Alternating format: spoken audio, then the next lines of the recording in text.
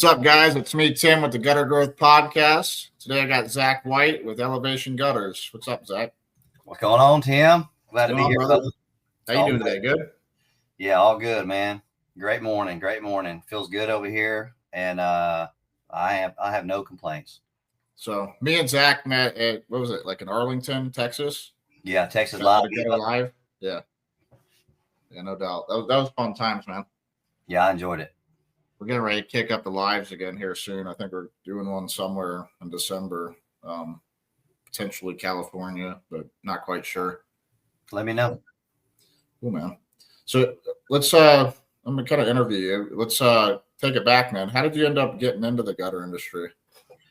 I worked at a feed store over here called Producers Co-op. Everybody buys their cow feed, horse feed from there, and I was I was a low man on a totem pole, hauling feed sacks everywhere. I hated it.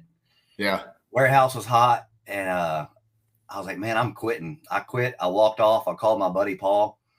I was like, hey, I need a job. He goes, do you know anything about gutters? I said, not a clue. He goes, all right, cool. Come on, I'll teach you. So him and his brother owned a gutter company. That was 2007. Okay. And that's when I got started in that. And I did that for a few years, and then went back again 2011, 2012. Mm-hmm. Same company, different position though. I wound up being their lead installer and their manager. Learned how to do estimates. I did everything. Collected money, did installs, did orders. I did the whole thing. So taught you a lot about the business. Yeah, I got my first taste in how things roll. And even then had already started crunching numbers, trying to figure out how much money my boss was making versus me. I used to do that too. 2012, I had an idea to start my own company, and I forgot what I was going to call it. Something exteriors. Like, I think it was A to Z exteriors or something. Okay. And I did that just because of like where it would be like ranked. And I think back then phone books were still a thing. Yeah, if you had the A's, you were. Yeah. I wanted the A and then the Z because of my name.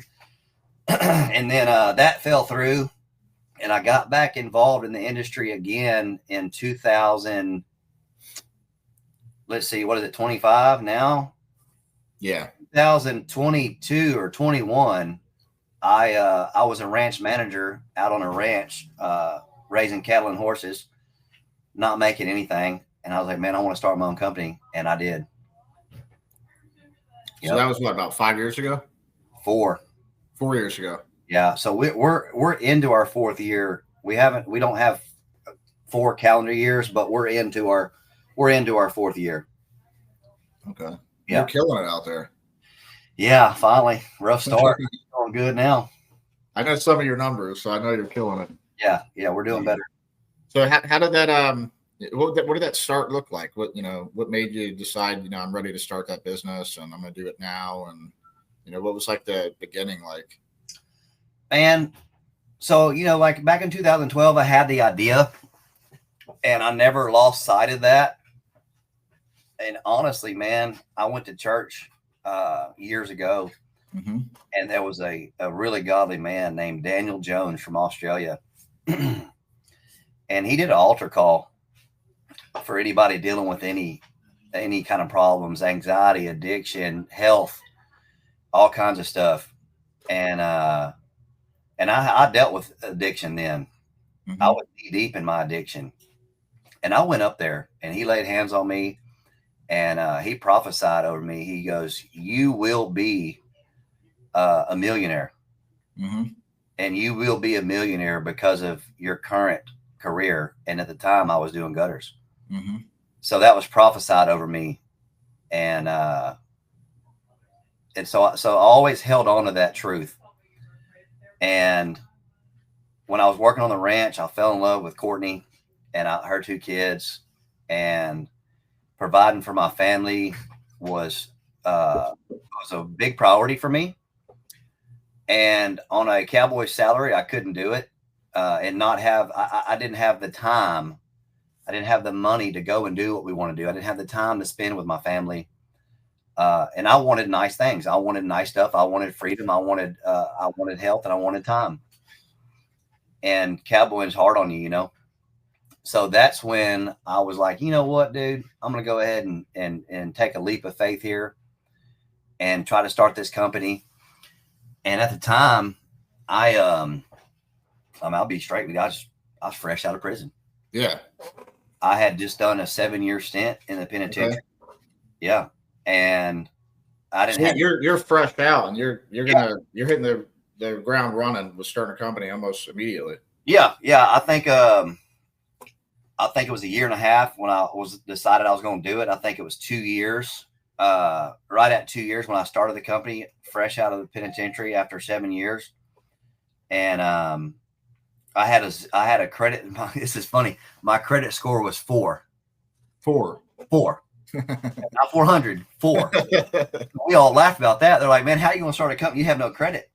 Man, yeah. I prayed on it, and my boss, the owner of that ranch, believed in me. And I didn't know it until 3 months afterwards. But I went and seen a bank and started a banking relationship.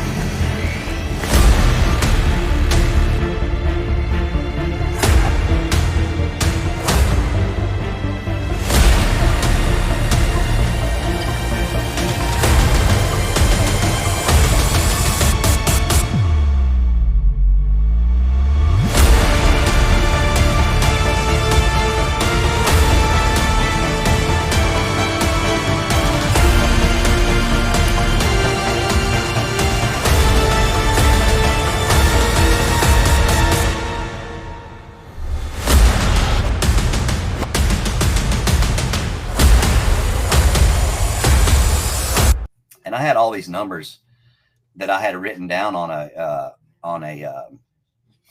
little notepad. Mm-hmm. So she was like, "Hey, well, I want to see your numbers. What you think your profits are gonna be, yada yada yada." And I had these crazy numbers down, right? On the notepad, I was like killing the game, right? So, but what's crazy is when I got into the business, how far those numbers were off. But now today, it's reality. Yeah. Okay, so she was like, "Hey, we believe in you. We're going to give you this loan." And I was asking for $20,000, and she goes, "Well, you're going to need 30." I was like, "No, ma'am, I just need." She's like, "Trust me, you're going to need 30." And she was right. I needed 26,500. Yeah, that's what I needed for my trailer, my machine, my ladders, my contents of the trailer, and I think I had $3,500, $4,000 left over for ordered material. And I didn't find out until 3 months later the lady I worked for co-signed for me. Oh, are you serious? Yeah, and she was a lady that loved me, hated that I was leaving her ranch. Wow, bro. She co-signed for me. I did not even know because obviously I was gone so long. They had e-docs. They got e-docs now. Yeah. But you don't have to go to the bank and actually sign anything anymore. Well, I didn't know that. And she was like, "Yeah, I co-signed for your loan." I called them the day before you went. I have a great relationship with the bank president, and I told her to give Zach whatever he's asking for. So she backed me up, and I was able to get my trailer, get my machine, and get rolling. That says a lot about you, because for them, you spent a little bit of time with them, and for them to have that much faith in you that she co-signed, didn't even tell you. That's pretty incredible, bro. Well, I'll tell you, man. We talk about doing the hard things and having the hard conversations and doing the stuff that nobody else wants to do and stepping up and leading. And that's what I did for her. When I was out there on her ranch, there were times where I was out on the tractor at 9:30 at night, mm-hmm.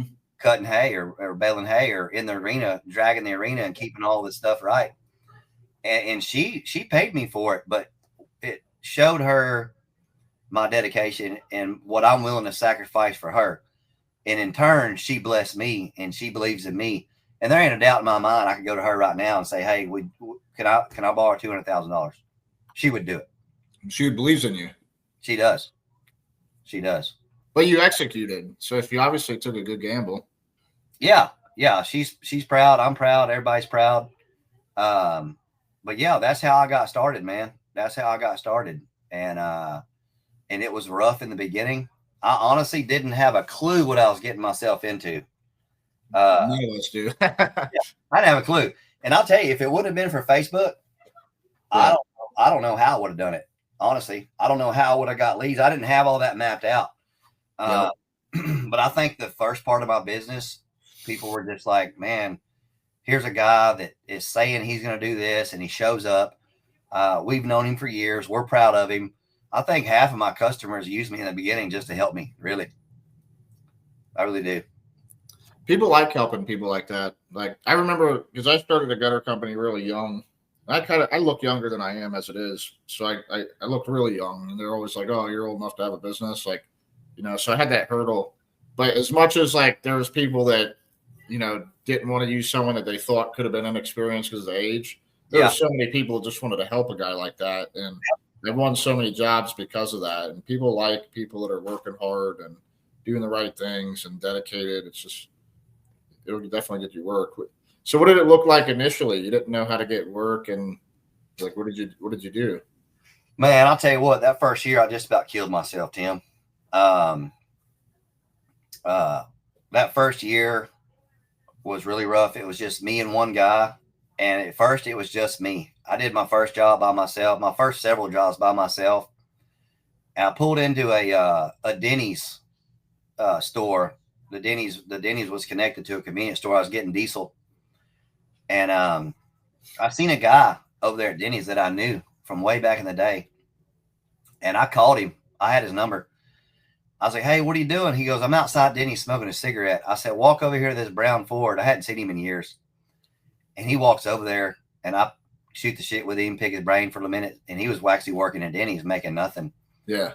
I said, hey, you want to come, you want to join me in my gutter company? He's like, yeah, let's do it. I said, all right, be at the shop in the morning at 8 o'clock. And, man, he showed up. So it was just me and him. And it took me a while to realize that he was still an active addict. Oh. So he was still in his addiction. So I dealt with that. That was a big hurdle for me. Getting leads only came through Facebook, a little bit of word of mouth in the beginning.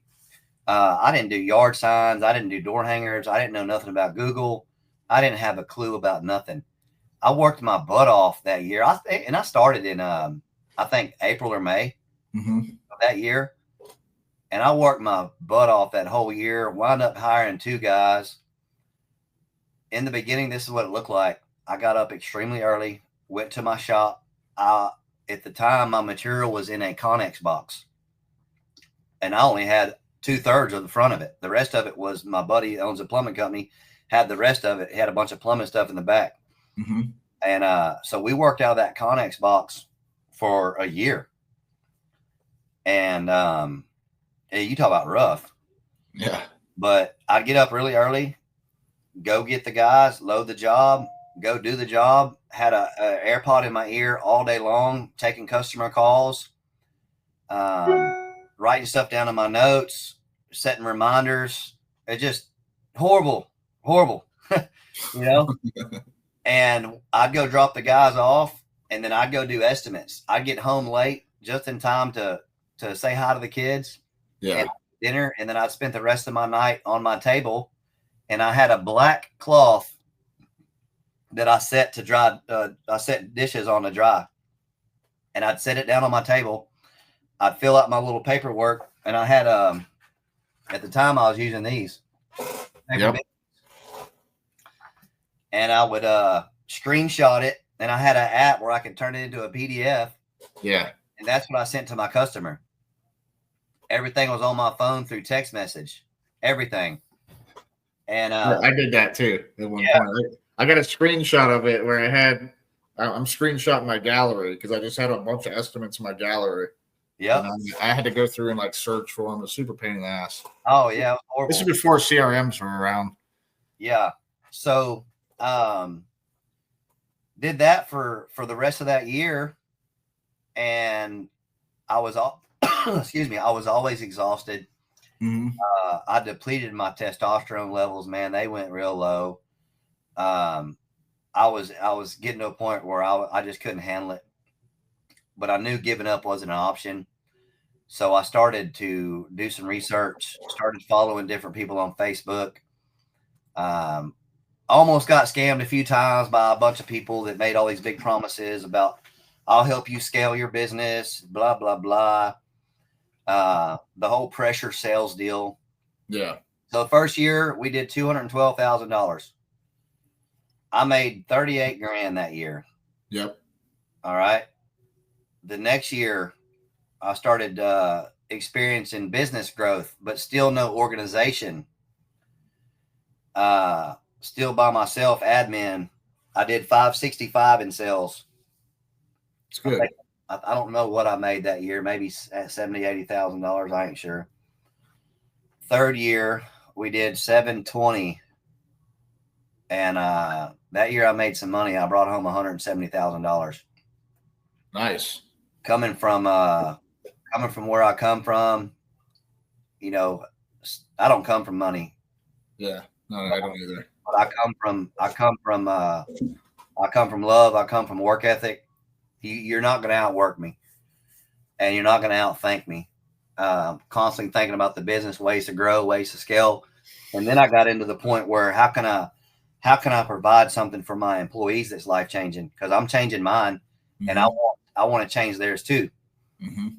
So made some really good money last year, but I knew there was more. I knew there was a better way to do it. Got caught up in the competition game here in my town. My town's in a really bad craftsmanship rut, which I'm sure everybody is. Oh yeah. I started doing free inspections for homeowners and builders. Anybody that wanted a gutter inspection could call me out, and it would provide them with some firepower to go back to their contractor and say, hey, you did this wrong, you need to come fix it. And I started doing that, and it did piss a lot of gutter people off, but I don't really care about that. I'm here for the homeowner, right? Yep. So it started creating accountability with these other companies. Next thing you know, man, people in my town, their hanger spacing's getting to be 2 feet. Their installs are getting to be better. So that affected all their businesses. Yeah, 100%. 100%. It's pretty cool. Started getting into that, and then when I met you guys, well, I had already been talking to Grant some. I actually got Grant's daughter's boyfriend a job here doing gutters. Yeah, that's pretty cool. Not with me, but with one of my buddies. Yeah. So that's kind of how we first connected, and he already started kind of mentoring me some. Like I could call him all the time. He'd answer the phone, shoot threes with me, and he dropped that seed. He planted that seed, that percentage seed, into my brain. He's like, quit thinking of gutters in feet, and quit thinking of money in hours, right? And let's switch all this to percentage.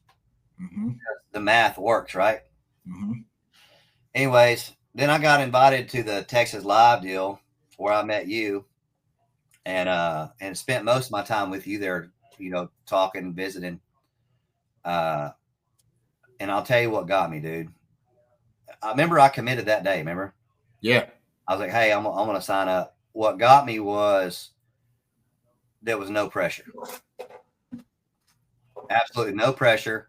You were like, hey, man, if you want to do it, cool. If not, I understand, just whatever. See if it's in your budget. There wasn't no, oh, man, you got to do this. You got to do that. I want a percentage of your truck, blah, blah, blah, blah, blah. Yeah. And I'll say this, bro. It's crazy, man. Not only has my financials increased, my business mind increased, but so has my leadership, my self accountability, my team accountability, my spiritual life, the way I lead my family. I mean, dude, when you're hanging out with winners, you're gonna win. And I went through a little period earlier this year where I was kind of going through it, my own stuff, 3 or 4 months. And, You know, y'all weren't hard on me like, Zach, where you at? Where you at? Why ain't you coming? Why ain't you coming? Y'all let me do what I needed to do. And it's just like Proverbs 22 verse 1 says in the Bible, it says, raise your child up in the way they should go, and they'll always come back to you. Mm-hmm. And the same thing goes for these relationships we have with Gutter Growth. Y'all are raising us up in the way we should go. And even if you kind of take a little right step or a left step, we're going to come back to that line. Mm-hmm. That's what y'all are breeding. And then after the summit, just like I said in that post this week, I was like, I don't know about y'all, but this stirs my spirit, man. Yeah, that video, right? Yeah, dude. Courtney watched it. She's like, man, she goes, that gave me chills. And she goes, if I wouldn't have gone to the Gutter Summit, that video alone would make me want to go next year. And I would say the biggest thing for me, man, is probably the relationships we have, where I know I can call Chris, Tim, Tom, Anthony, Grant. I mean, just yesterday, Tina, she's at the beach with the waves in the background, helping me do jobber stuff. Yeah. You know, I mean, like, who does that? Yeah. You know, nobody really does that, but you guys do it, man. And it's been something for me. Sold jobs right now. I haven't invoiced everything yet, but I've sold $1 million worth of gutters this year. You're killing it, bro. Yeah. You're killing it, man. With one trailer. You had a tremendous amount of growth in a short time too. I mean, yeah. Oh yeah, 100%. 100%. So when I got with Gutter Growth and started getting in the meetings and learning sales and how to up that sales number, that was life-changing. Organization and efficiency was life-changing. We went from walking around the house 15 times to 5 times. Mm-hmm. Multitasking, making our steps count, having some tempo to the steps that we do take. Mm-hmm. Financial accountability with the guys, having some incentives. That was life-changing for us. And just getting some systems and processes in place. Are you starting to notice a shift in your guys? Because like it starts with you. Like you had a shift. You're going in the right direction. We're leaders. It's contagious. Have you noticed that, like, you know, with your guys? I have. It was a little slow taking off. My lead guy, he comes from a plumbing career. Mm-hmm. And plumbers are set in their ways, you know. Eric was a lot of gutter guys. Eric was kind of set in his ways, but he's my leader of the crew. He's my trainer. It's starting to wear off on them. They're starting to see that if they'll win when they're out there, the company can win, and if the company can win, they can win again. Mm-hmm. They're starting to finally see that. You know, so yeah, it is contagious. It is wearing off, and I start my day out every day. I have a group text thread in my phone called Gutter Ninjas, mm-hmm. and that's me and all my guys. And we even got a little gutter ninja face on there. Do you? Yeah. And I start the day off every day with something positive, something to engage their minds. Just like yesterday, I was like, hey guys, if you're in a position or a point in your life where you're tired, you're wore down, and you think, man, I got to go do this. Remember, if you'll shift your mentality and say, hey, I get to do this. All right. That's so true. One word different in that sentence. I got to, or I get to, will change your mentality on your day and ultimately in your life. It's hard to be depressed and grateful at the same time. So that's why a lot of people have that practice in the morning. Just start off with, you know, being grateful. It's really hard to, you know, because we get what we focus on. So when you start focusing on the good stuff or start focusing on better your business or becoming a better leader, all that stuff has ripple effects. Oh, 100%. Yeah, for sure. So, you know, just taking it back a little bit, man, you know, you were in prison for a little bit. How was that like when you were in there? Were you worried about what you were going to do after? Were you already kind of planning on starting something or? Well, you know? So like I said, you know, the prophet that prophesied that into my life. That was prior, right? That was years. Yeah, I was when I was young man. Always held on to that little bit of hope that I would have my own gutter company one day. When I was in prison, I cowboyed every day on a unit not far from where I live. Okay. And that was always my true passion. So you were able to work. Yeah, I worked. I was outside trustee. Okay. And I got up early every morning. I worked out every morning before I went to work. Worked my tail off for them guys. I have a gift with horses and cattle, but I have a really good gift training horses.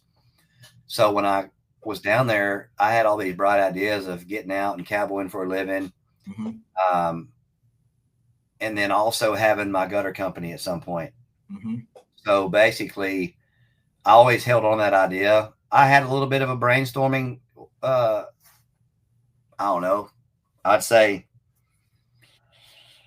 I probably spent, out of them 7 years I was down there, I probably spent a small portion of it thinking about gutters and thinking about how I could build a business and still cowboy and do my passion. Mm-hmm. But ultimately, it's led me to the position where I've had to pick one. But then again, I'm also noticing in my life today that wealth is time. And how much time can I spend with my family and doing a couple of the hobbies that I love. And I think that I'm at a point now where I'm close to being able to get back to, doing some horsemanship stuff. Just like yesterday, I left at got a nice buck. Yeah. Just like yesterday, I left at 1 o'clock and went and shot at my first buck with a bow and arrow. I called you and you were like, "Shh, I'm going to shoot this buck." Yeah. And then you text me a couple hours later, a picture of it. Yeah. So getting into that freedom that I've built for myself through correct hiring, correct firing, proper delegation, and doing my job. I did go do estimates yesterday. I did sell some jobs, and once I was done, I went and took my 7-year-old hunting. Mm-hmm. And killed a deer for the first time, and I was sitting out there, and it was like 4:15. I was like, man, there was a time in my life not long ago where I was on a 2-story ladder in a bind, hanging gutters, leaning way out with a drill, and be over with, Yeah. Here I am sitting in a deer stand with my 7-year-old in the woods looking at deer. Yeah. I had lots of gratitude. Lots of gratitude. What I got out of that story is, the guy prophesied over you, but ultimately, like, he spoke some life into you, and you really held on to that for like years, and that impacted you probably the whole time, but even more so years later when you're actually able to execute on it. Yep. And it just like really shows, man, the importance of speaking life into people. And we could do the exact opposite too, right? We could speak death into them, and then they got these things that are haunting them for years. But just the power behind speaking life into someone in your guys and the people around you. Like, we don't really know how, like, I'm sure that guy didn't know how that was going to affect you down the road. He made the statement and probably moved on with his life, and that was it. But years later, you held on to that hope, and it gave you the willpower to, build something great, and you're still building it. I'm sure you are going to be a millionaire. I'm pretty positive. 4 years in, you're doing great, man. And you should be proud of yourself. But it just shows the importance, man, of speaking life into people. Oh, 100%. And there's a small part of that story with the prophet that I haven't shared that I'll share it with you now. I walked in, it was a tent revival. And matter of fact, it was on my land. Okay. It was on the place I grew up on. My dad allowed them to come in and start a church on our property. So naturally, I knew I was supposed to be there, but I didn't want to be there because of my addiction. So I walked in late and sat behind the sound booth in the back of that tent where nobody could see me. I'm just listening. And he does that altar call, and I didn't go up. I was afraid to go up. I knew I needed to, but I was afraid to. And he said, "Hey, there's somebody here that knows you need to be up here, and you're fighting what God's telling you to do, and you need to get up here right now." And I'm like, man, that's me. And I was like, no, that ain't me. It's got to be somebody else. He goes, now you're wondering if it's you or if it's somebody else. And I was like, what? Matter of fact, you're wearing a striped shirt with yellow and blue stripes going side to side. I looked down. Yeah. That was the shirt I had on. And I was like, that is me. And I ran up there, dude, bawling. God called me out. God called me out. And God knew. The guy might not have, but God knew what the future was supposed to look like. Right. And I answered his call, and God has answered mine. And I'll say this, dude, with everything that's going on in my life, my whole life, God's always brought me through it. And with God, everything's possible, man. That's so true, bro. Yeah. That's how my arm works. 100%. Yeah. I was going to show you that buck, though. Yeah, that's cool. You see it? Yeah. Too white. How much meat's I going to give you? I don't know. I've got to take him in here in just a minute and see. Yeah. Yeah. So you cut it up today? Yeah. Yeah. I skinned him last night. Courtney and the kids came out there. They were pumped. We try to do the healthy eating stuff, the healthy meat. Yeah. All the natural stuff. Even my scent blocker yesterday that I used, because I went to work yesterday, so I put a pound of deodorant on, pound of cologne, you know, and then I left work and went straight to the house, put some Wranglers on, and then rolled out. So I smelled like a human. Yeah. I stopped, and this is pretty cool, dude. I stopped, and I have a scent blender that I use. I used pond water from where the deer drink from. Okay. I used yopon leaves, pine needles, and some goat weeds off the ground from where they live, put it in the scent blender with water, blended it up, and that's what I sprayed my body and my deer stand with. That's pretty smart. Yeah. So you got this like down to science. Yeah. But this is my first time. That's my first time using a scent blender, my first time hunting with a bow and arrow. My deer stand was a ground blind. It was 26 feet away from the deer. Okay. He was just right there, dude, when I shot him. And it was a blessing. And don't you think I wasn't sitting out there thinking about how far God's brought me in this business to allow me to have that time to go do that. And John Machek at the event said some things that will ever be etched in my heart. Do you remember the dot diagram? Yeah. So the dot represented time, right? Yeah, that was crazy to look at. It was. So that dot represented that time he gets with his kids. And I made a commitment that day to be able to color those dots in like John has. Yeah. Life changing, bro. Yeah. I might print something out like that and put on my wall or something, because that was life changing looking at that, and it just makes you think, man. Yeah. We don't have that much time left. Well, we get caught up in this hustle and bustle of let's grow, which is great. It's great and it's necessary, but we also need to be equally caught up in how much time can I spend with my family, with my friends, and doing, like he said, the one or two hobbies you're blessed with. Mm-hmm. You know, we got one or two, and you know, like Grant, his deal's golf. You know, my deal is riding four-wheelers and hunting. And last year was the first year I was able to go for 4 days on a big mud ride called Mud Nationals they have every year. I was gone 4 days and made money the whole time I was gone. Yeah, isn't that great? Great feeling. Yeah, you've built something, right? It's not, you know, it's a good feeling when you build something, and it's it could grow without you or operate without you, but it's also helping, you know, people, you know, all your employees. So it's impactful.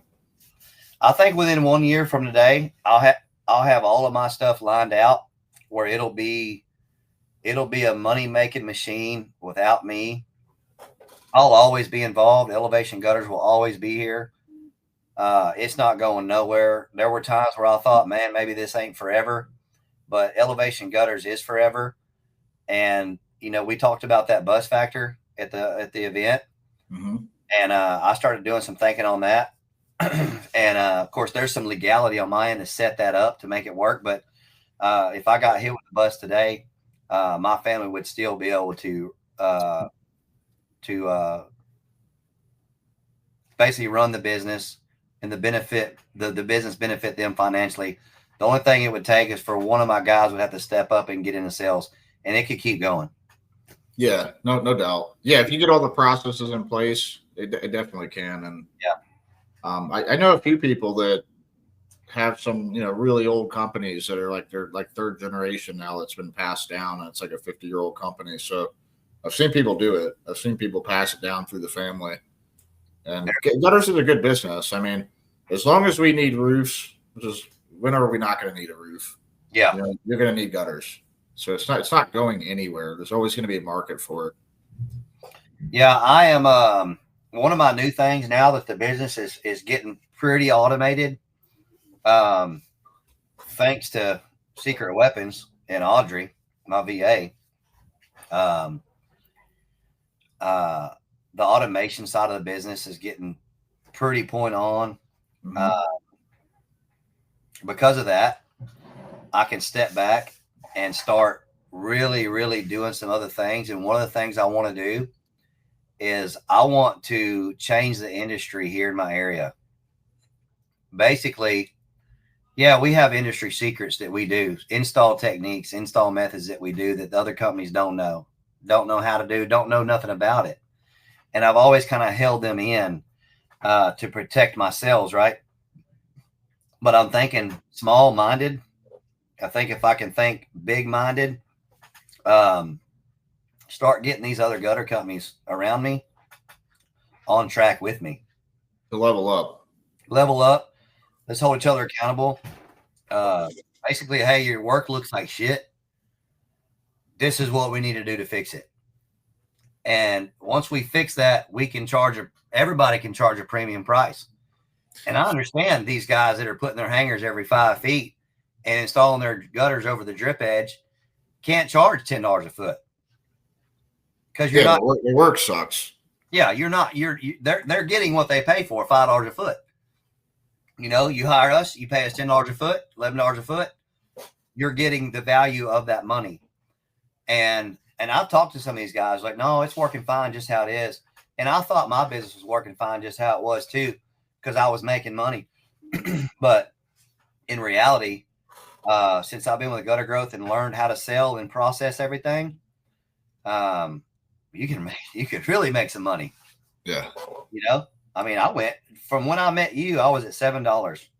Yep. And now we're at 11. I just sold 2 7-inch jobs for $15 a foot. And you're getting it too. And it was just a mindset shift. I remember having a conversation with you when we first did that first onboarding call. And a lot of the things you're like, okay, I'm hearing you. Like, I'm trusting you on it. I'm not sure about it, but you did a lot of those things. And then, yeah, there's a lot more profit in $2 extra. Oh yeah. Because someone at $7 might only have $3 profit. Like you're literally almost doubling your profits.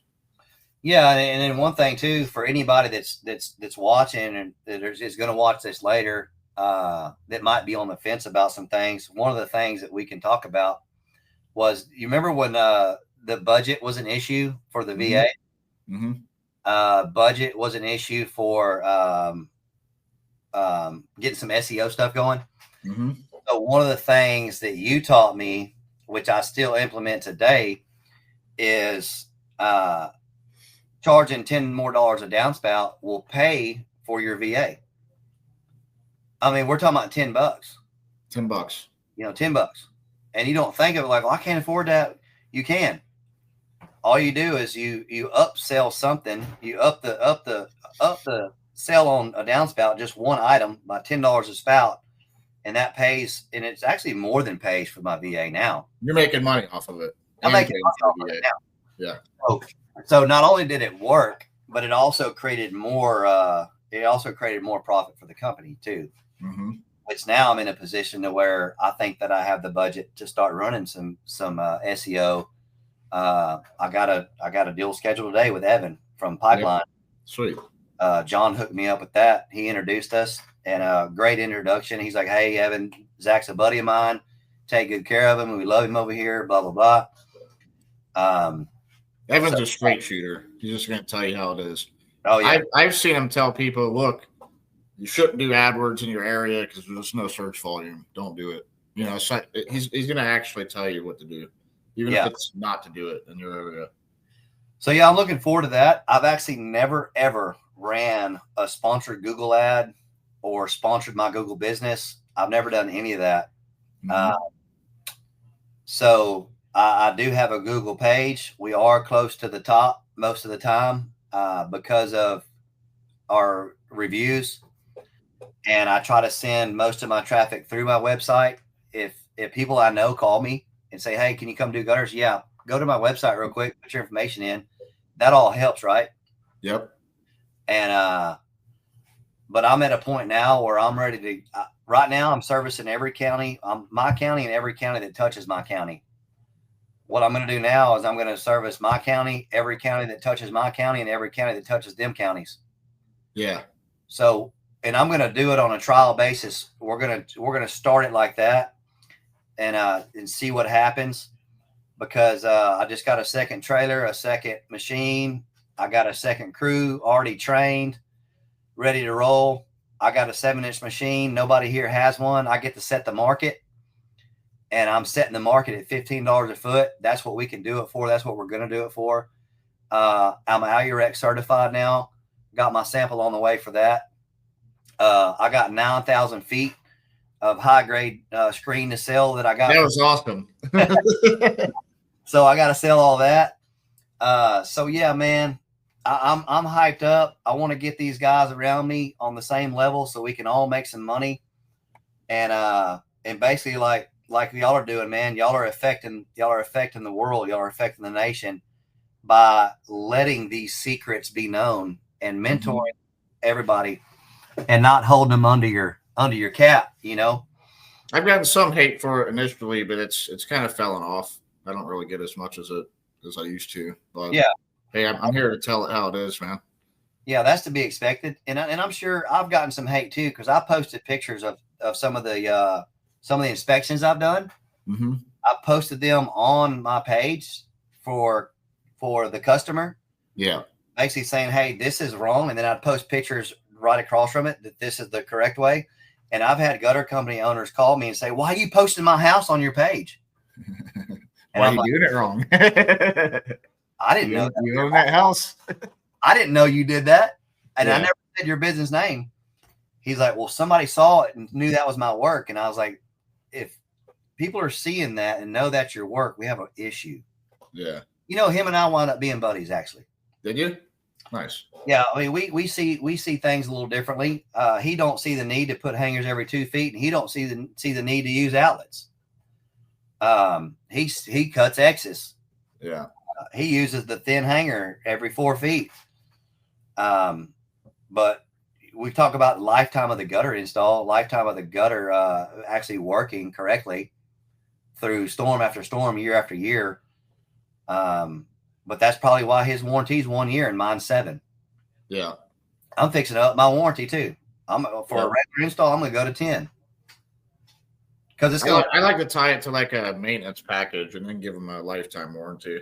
Like, you want a lifetime warranty, get the maintenance package. You're not gonna have a vehicle and expect a warranty without changing the oil.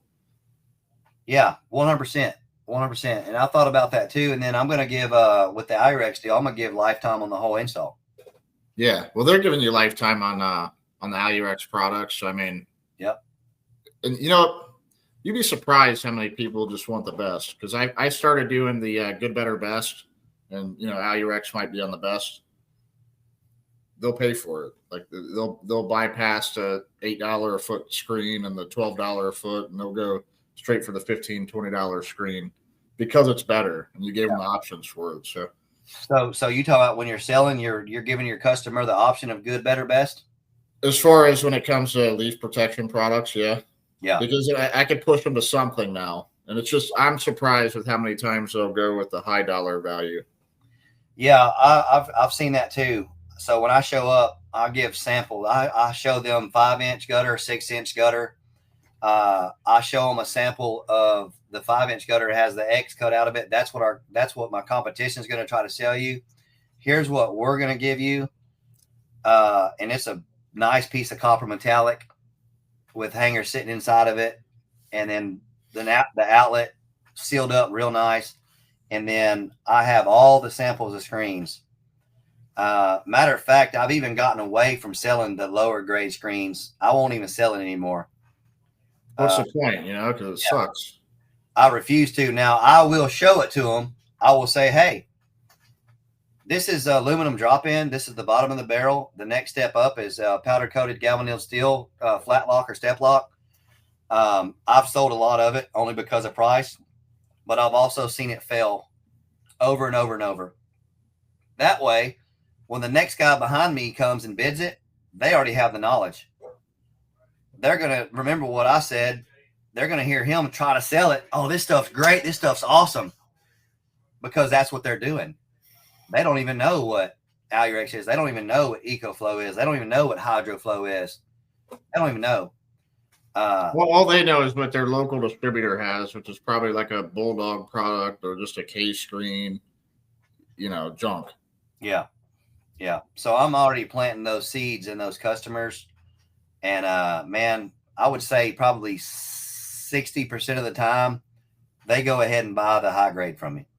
Okay. Because the high grade promises to never, ever let anything into your gutter system and interfere with the function of your water flow.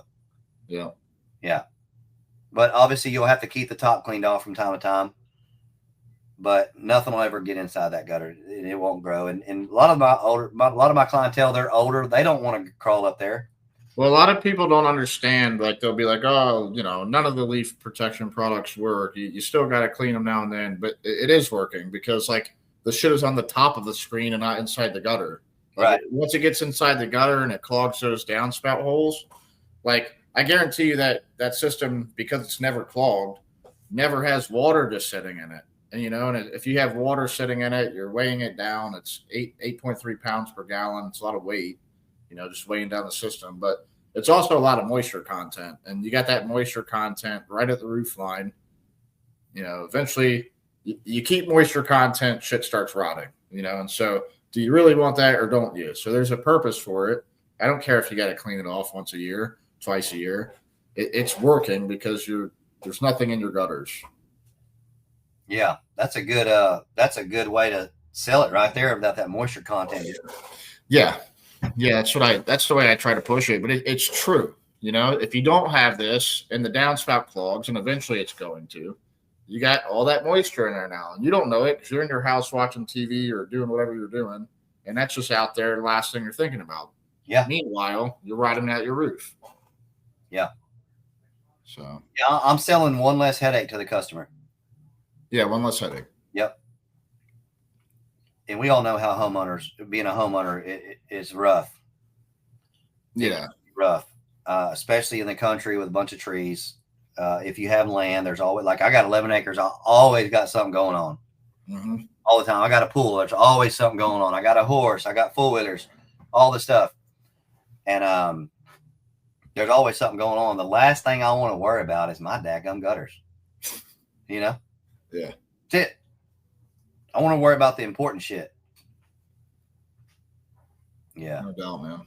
Well, I got about like 4 or 5 more minutes. What is what's some golden nugget you think that something you could share that will really impact everyone? And I know from you could come up with something. Yeah. So you want one golden nugget? You want the golden nugget, or you want a few? The golden nugget. You could talk about it for a couple minutes. I got a few minutes, but what is just something that from your experience, you think that could really impact people? You got a hell of a story, so I know that you got the power to impact people. I'm going to say my golden nugget in life and business and everything all combined into one is relationships. Relationships. And I'll tell you why. If you entertain the correct relationships, those relationships will teach you everything you need to know about business, everything you need to know about family, everything you need to know about being a good wife or a good husband, all the stuff. Okay. It depends on who you pick to be in those relationships. Who do you want holding you accountable? Who do you want to look up to? Who do you want around you? If you hang out with winners, you're going to win. If you hang out with losers, you're going to lose. I hung out with losers all my life and I lost forever. Now I'm hanging out with winners. And all I do is win. That's all I do. Even when I have a loss, I win because I find a way to turn it around. Because all I got to do is make one phone call. Hey, Tim, bro, I'm tripping right now, man. This is going wrong. Hey, man, it's going to be all right. This is what you need to do. And I do it, and it's a win. And normally what I learned through these relationships, if we will give into those relationships the same way it's given into us, it's lifelong forever. Okay. The phones go both ways. Like I got guys call me all the time just to shoot the breeze because I pour into them. Yeah. You know, and I pour into my guys and my guys don't pour into me, but y'all pour into me. Yep. And then I pour into them, and I'm hoping that they pour into their family and the guys underneath them. They for sure are. So and to bundle it all up under one heading, relationships, and mine starts with Jesus Christ. I let Jesus Christ pour into me through Scripture, through the Word of God. My algorithm on my phone is badass trucks, Jesus Christ, and gutters. Well, I mean, he's like the ultimate example. And that's the thing. I mean, a lot of people think you don't need religion, but like at the end of the day, that book tells us how to live. Oh, yeah. And it gives us a moral compass to start from. And if you don't have that, how do you calculate what's right or wrong? If you don't have a guide.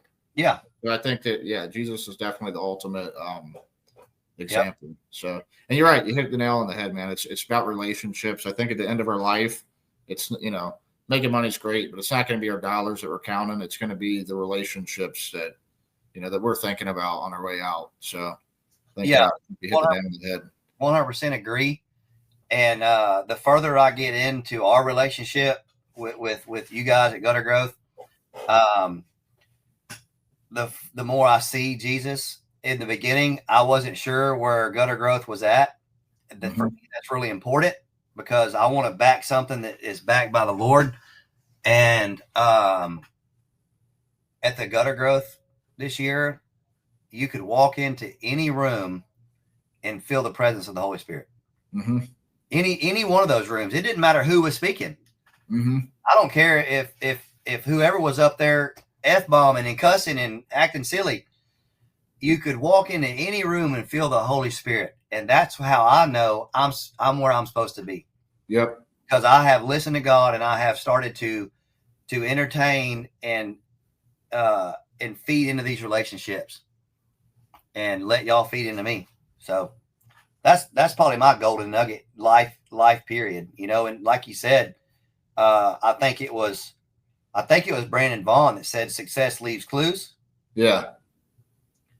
And the clue is hang out with the winners, dude. That's it. That's so true. Yeah, and be a winner every day. Be a winner every single day. Bring winners into your company. Don't be afraid to bring talented people in. Like, surround yourself with winners. Bring in winners. Be a winner. No doubt, brother. I told my son last night. He's like, man, I haven't been out to the deer lease in a long time. I said, this is where the winners hang out. He said, well, why are you here? I said, because I'm the winner. I'm the winner. What do you mean? You're out partying and tripping. We're out here in the woods and enjoying family relationships, love, and nature. Yeah, man. Well, Zach, I appreciate you coming on here today. I'm got another podcast I'm jumping on in a few minutes. Awesome. And yeah, man. Appreciate you. Well, I appreciate you, bro. Big time, man. You mean a lot to me, Tim, and I appreciate you having me on here. If you ever want to do it again, just let me know. Yeah, let's do it. You got to teach me how to hunt one day. Hey, anytime, bro. I got a deer down here with your name on it. Let's do it. For sure. All right, brother. Thank you. Later, bro.